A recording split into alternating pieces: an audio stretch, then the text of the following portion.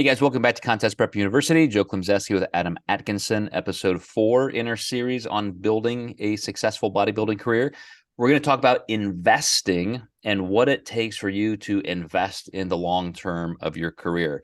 And I always have to go back to how funny it seems to me now, Adam, that when I was 12 years old, I would take my allowance money and whatever Muscle and Fitness or Flex magazine writers were promoting at the time, I would save that money and go to the local health food store, buying something as innocuous as vitamin E, thinking this was going to help my bodybuilding career. Someday I'm going to be Mr. Olympia, and it's damn worth investing in right now as a 12-year-old. And obviously, we're going to talk about more sophisticated ways to invest in yourself. But when you have a client that maybe you've worked with for years and years and years, or they've been in the career hunt for that long, what do you think of in terms of what it takes to invest in a successful career?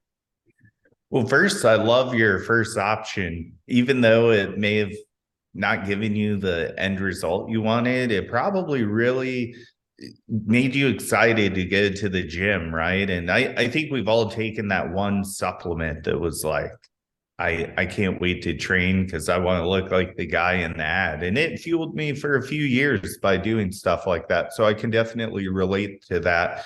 But other investments can literally be clothes or cookware, things that make your meal prep easier. And those are fun things to buy. Additionally, hiring a coach who's just as equally invested in you, a coach that won't tell you no, or maybe they tell you no in the right context of, helping accelerate your career, but investing in a coach or a team, or maybe even massages for recovery and stuff like that. These are all things that can be investments in your career and can make the process a little bit more enjoyable. Even though I spent $90 on that NO2 product in GNC that probably didn't do that much for me, it definitely made those few weeks of training pretty fun just because I was excited. I was hitting a lull in my training where it was getting boring, and just the supplement just kind of gave me an excitement to get back into the gym. Well, this cuts both ways, but I love that angle because I answer supplement questions with clients every single day. And instead of providing a list of, oh, here's a great one, this one don't waste your money on, blah, blah, blah, I'll say, look, here's some research, do your own. But at the same time, there is value in experimenting. And I'll never know if you're a hyper responder or not, or I don't know all of the ins and outs of every single supplement. But I will say at the end of that dialogue, try things, take good notes, because the experimentation is valuable, knowing what you said is true. If I feel like there's a little stagnation in part of my life that I enjoy, I know if I invest tangibly in that, the mindset will follow. If I think, man, I have not been practicing or playing guitar that much, I guarantee if I go buy a new amp or a new guitar, I'm going to be playing that thing. And Yeah. same thing, if I'm excited about running or golfing, sometimes it's just buying a magazine. So I'm reading new information. I'm soaking my brain in new thoughts.